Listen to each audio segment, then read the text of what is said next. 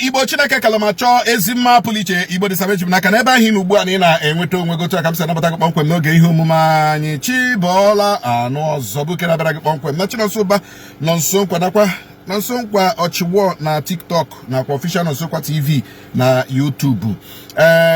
Na mbụ ọ dịka osu ahana, ọ dịka obido ahana, ntọrọ ndị mmadụ, Fulani Herdsmen n'Imo na ntọrọ ha na-atọrọ ndị mmadụ. Osu ahana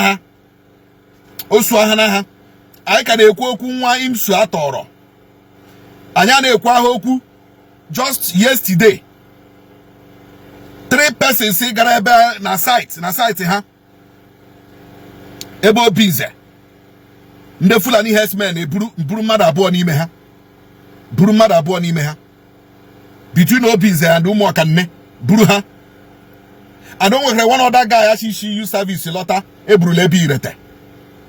You know, also Ahanande Fulani Herdsmen. Again in Imo State. And we are calling upon the CP of Imo State. This is another challenge. This was a challenge to Aboki Danjuma, retired. And he tried his best.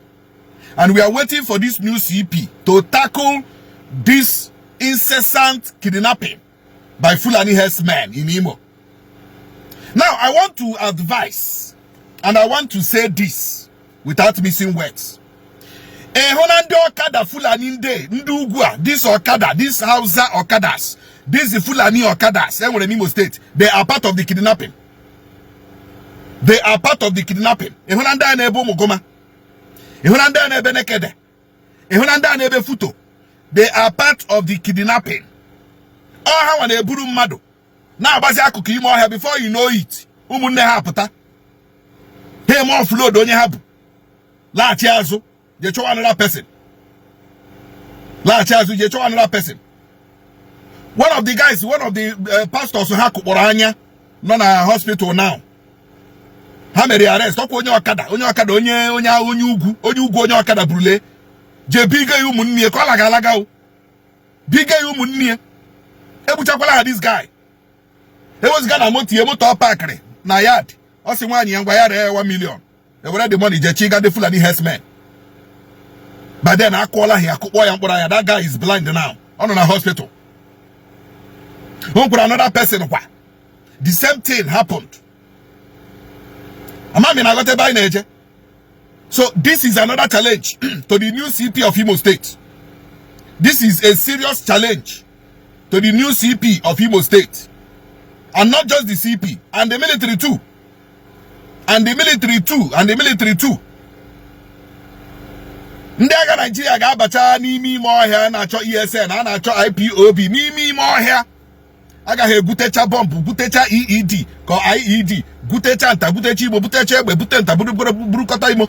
Mana chwande Fulani Herdsmen know that the same Imo here, unu shila ndi ESN no. Una age me. Gwagodi mi here mere, nde Fulani Herdsmen je kidnap nde mado. Within Futo premises. Within Obize. Where we have 2 barracks. No Obize there. Filled with Ndami. Gwami ihe Ndami jinoro no Obize. And they kidnap mmadụ n'Obize. Onye woman aka n'obodo. Nobody is a kid in this country. Military, you are there. Kidnapping is going on. In your very before. Kidnapping is going on in your very before. No, now. They are your brothers now. How will you come to start attacking your brothers and arresting your brothers and stopping your brothers from their business? It is a business, like Erufai said. Kidnapping is a business in the north. So you will not stop the business. Oh, yes. Now, umunne mundi Igbo. Onye ọla dọrọ aka na ntị ya. Chekwa onwe gị. Gọọmenti a ga-echekwa gị. Family ọbụna chekwa onwe gị. Ọ bụrụ obejirima, unu eje bụrụ obejirima. After all, obejirima is not listed as a dangerous weapon. Ma ọ egbe. Bụrụ obejiri. Chọọ ezigbo mmadụ nkọ.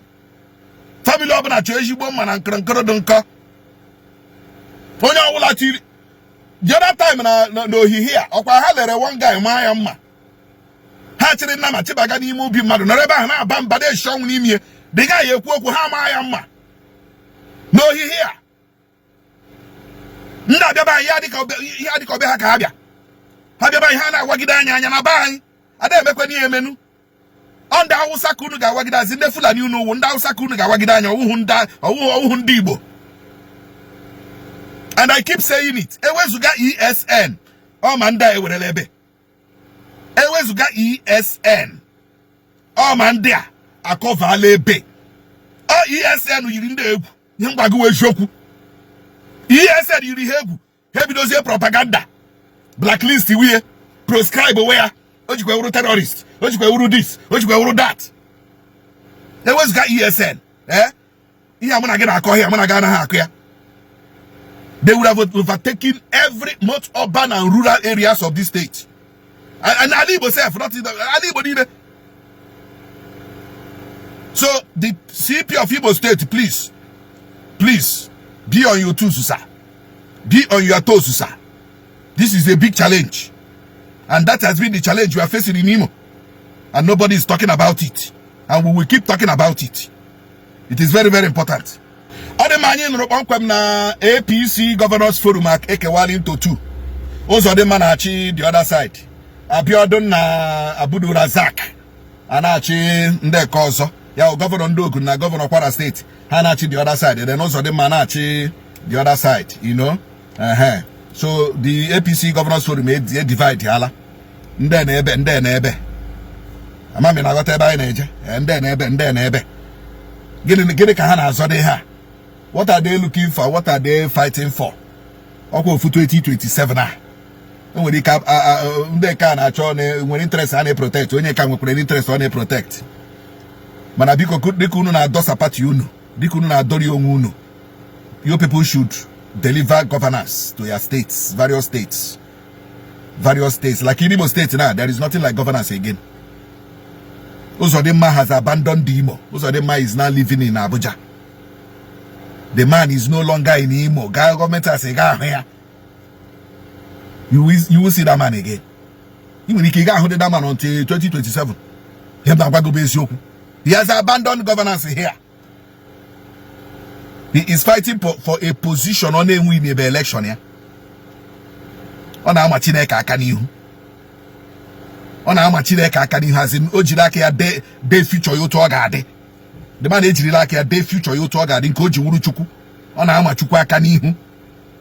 You are fighting for a Senate presidency when you are still as a governor here. Senatorial election you never pass. That has never been conducted. To you win LA. In his now Senate presidency. Imagachukwa Kanihu. Be very careful. Be very, very careful. When you're my heart or here, the quack careful. You know Machukwa Kanihu. Apapalangia now. Automatica nkahu na ewu enweghị nchekwa ka na-agakwa n'ihu n'obodo abụ Nigeria.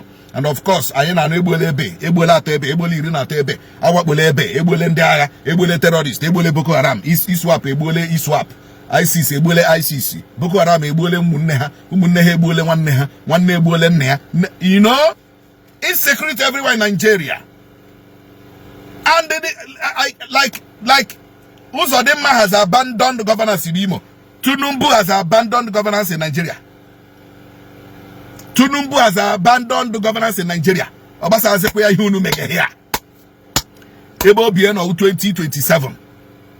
Or ebo be that man on 2027. You know Kagano Bodo Obasa. And it's a big shame. It's a big shame. It's a pity for Nigeria. Manakaina agano nubi. Kajinaka. Odi meba kaina bikota pambiyo machi ba no so boke dia rekpom na chino so ba no so kwa chebrim na so kwa chiwo na TikTok na so kwa TV na chuk kati nefe gani go jibola menno. Ko ba chita ga jibola ini ile siriri werere.